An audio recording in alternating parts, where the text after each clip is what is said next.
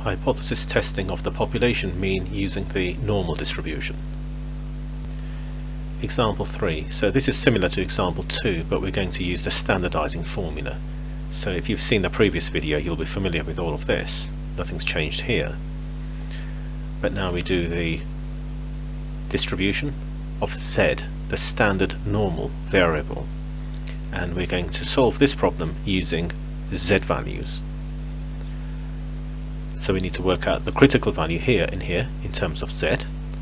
We already know the probabilities in these tails, so we can use the inverse normal distribution, put in a probability of 0.005, and for this side a probability of 0.995, and the calculator will return these two Z values.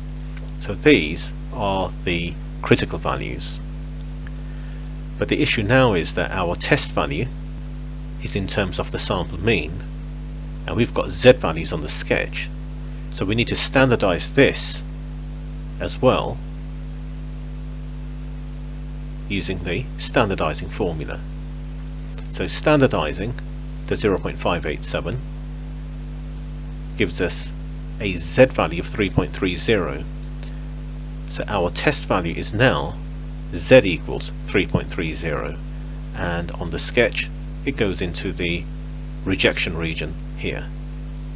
So our conclusion is to reject H0. There is sufficient evidence that the population mean has changed.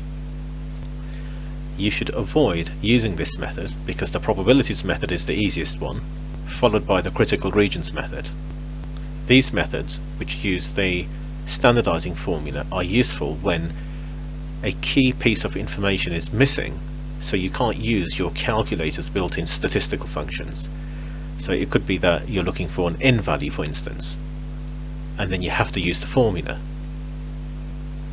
Part B, yet another method, again using the standardizing formula, but using it in a different way to Part A. So again, try and avoid these methods that use the standardizing formula unless you're forced to use it. It's much easier to use the probabilities method. So this time on my sketch I've got the sample mean normal variable along here, and I've got the standard normal variable along here, and we know that the mean of Z is 0 and the mean of X bar is 0.58. it's right there, and the rest of the sketch is the same as before. So now we have to work out critical values, but we need to work them out for Z and for X bar. So starting with Z, that's straightforward, that's the same as Part A. We put in a probability, use the inverse normal distribution, and we get these values, minus 2.5758 and 2.5758. So these are critical values for the standard normal distribution. Now to work out the critical values for our X bar distribution, we have to use the standardizing formula. So we know what Z is. These are the Z values that correspond to these two critical values here, so plus or minus 2.5758, and the CV, this value here, X bar, the critical value here and here, can be worked out by just rearranging this equation. So we will get our two critical values. Using minus 2.5758 gives a critical value of 0.574, which goes here, and using 2.5758 gives us a critical value of 0.585, which goes here. And our test value in terms of the sample mean, 0.587, will be in here. It's in the rejection region, so we have the same conclusion as before.